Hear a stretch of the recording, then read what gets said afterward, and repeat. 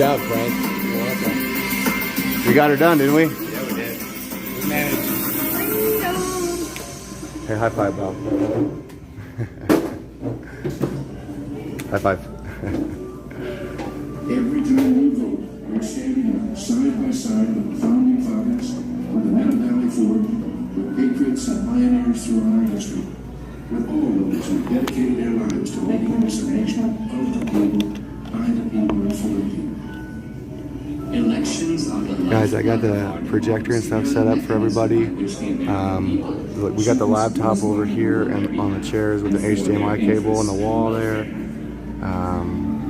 Without elections, there would Move the tables around. I I did all this out here. Thanks to Bob. Thank you for hosting us. I'll be right back. Polls now closed in half the country. We're getting some interesting results coming in from those battleground states. If you're a Republican, you say, wow. If you're a Democrat, you say, uh-oh. You see, Donald Trump is now starting to widen his lead. President Trump now with 54% of the vote. The president right now has the lead in the Keystone State. We're going to have a great night, and we're going to have much more importantly than another great 4 years. The 2020 election haunts the American mind. Here's where it gets really bizarre. Fulton County, most populous county, it is Atlanta. They just stopped counting. Nevada, meanwhile, has stopped counting votes. They've all stopped counting for the night.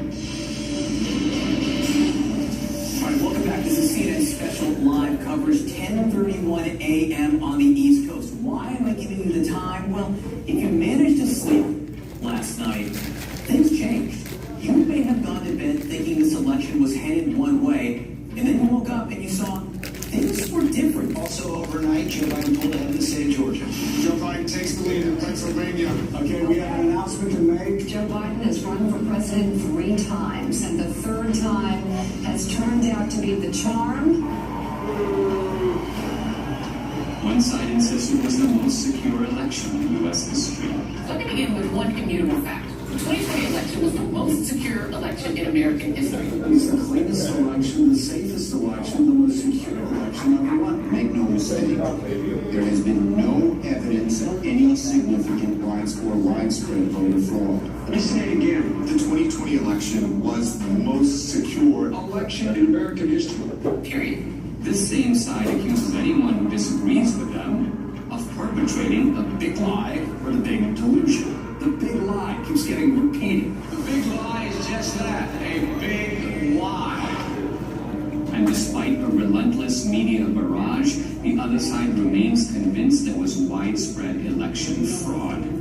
What I saw was not a secure and transparent election. Poll watchers claim the Travis County Clerk's Office is locking them out. Last night there was a major software glitch that actually delayed the counting of all of the ballots. To look at election fraud, and I want to look at secretaries of state who illegally changed the voter laws without the permission of their state legislature. There have been numerous attempts to prove election fraud. The man dropping off ballots in the early morning hours of November 4th, 8 hours past the deadline. She said the Republican was in a nursing home and did not have the mental capacity to vote. We've obtained video tonight that shows a man dropping several thousand into a drop box. Scott Malone pleads guilty to casting a ballot in her dead mother's name. Shows a man buying a registration form for an absentee ballot from a voter, giving him, quote, pocket money, unquote, of $200. Yet courts have refused to consider these cases on the merits. The Supreme Court rejecting an effort by Republicans to reverse President-elect Joe Biden's win in Pennsylvania. The Supreme Court has rejected the Texas-led effort to toss out election results in 4 key states. Even some Republicans dismiss the idea of systematic fraud and call for us to move on. Fraud did not play a role in the outcome of the election. The election was fair as we've seen.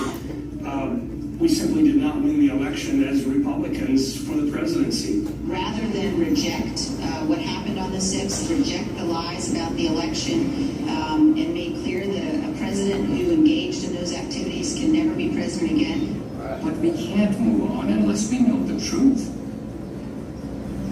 Many other issues arise out of the 2020 election. Did the January 6th protesters go to D.C. to mount an insurrection? It wasn't an insurrection, it was a primal scream.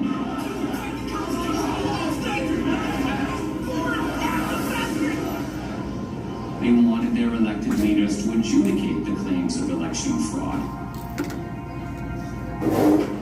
The left's claim that this was the most secure election is also the foundation for the widespread censorship on social media of the so-called big lie. This morning, President Trump waking up without his favorite megaphone. You will never again see a tweet from President Trump. But is it a big lie? Is it a lie at all?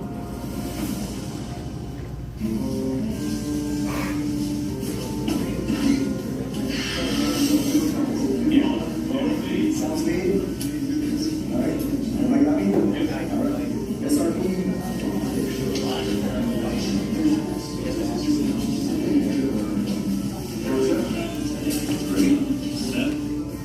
Hey, I'm Dinesh D'Souza, and this is Season 1, Episode 1 of my new podcast. I started my podcast in early 2021 to speak the truth. But by simply asking questions about election fraud, you get booted from YouTube and Facebook. My podcast is sponsored by Salem Media, and I knew that other Salem hosts felt my frustration. Larry Elder, Dennis Prager, Eric Metaxas, Sebastian Gorka, Charlie Kirk.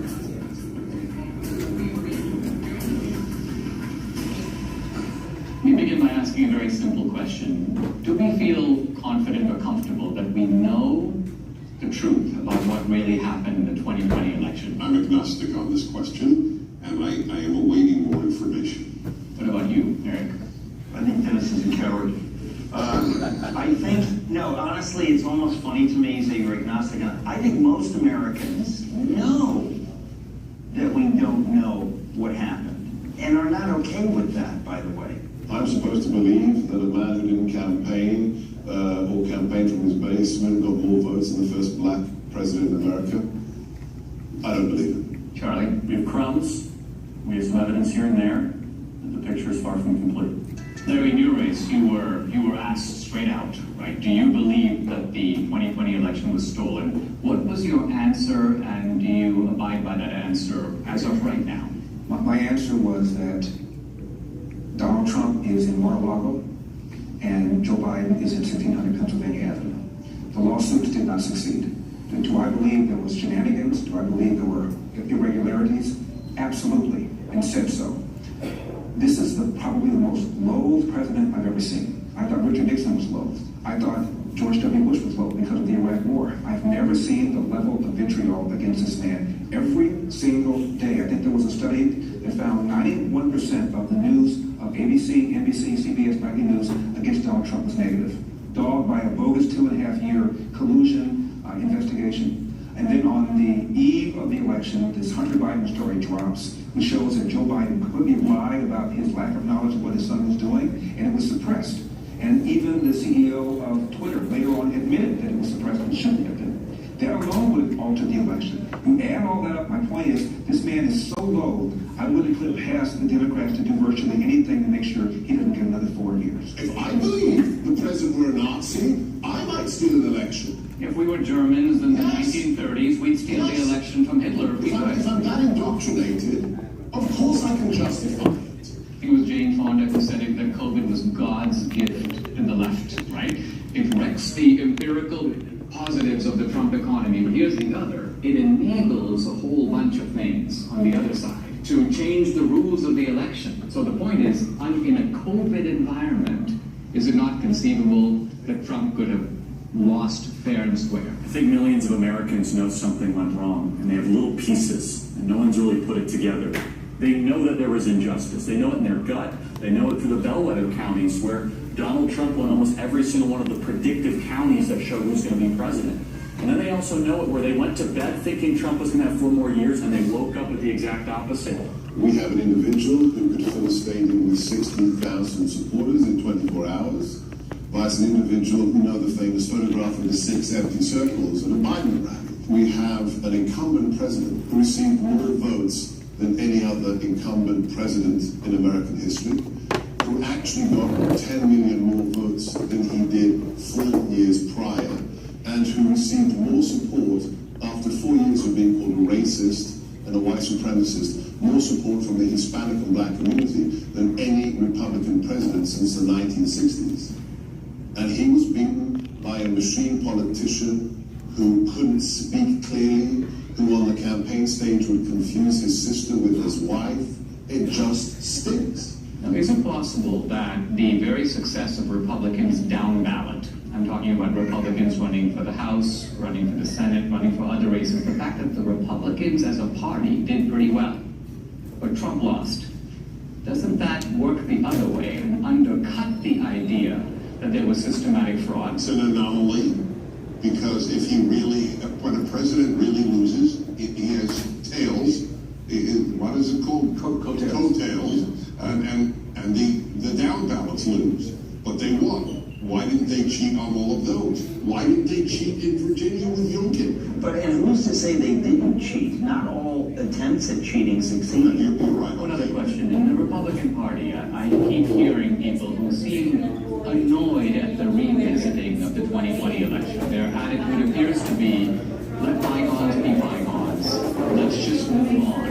I think the reason that many Republicans are saying let's move on is because old accusations require bold evidence, and they haven't seen it. And because they know how vulnerable they are and how much they're going to be bashed. Well, yeah, you're called a sore loser.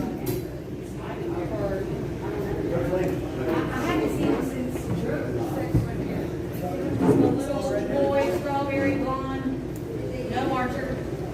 They love no, and I don't remember seeing him. I'm gonna keep giving him. The little boy. What's happening?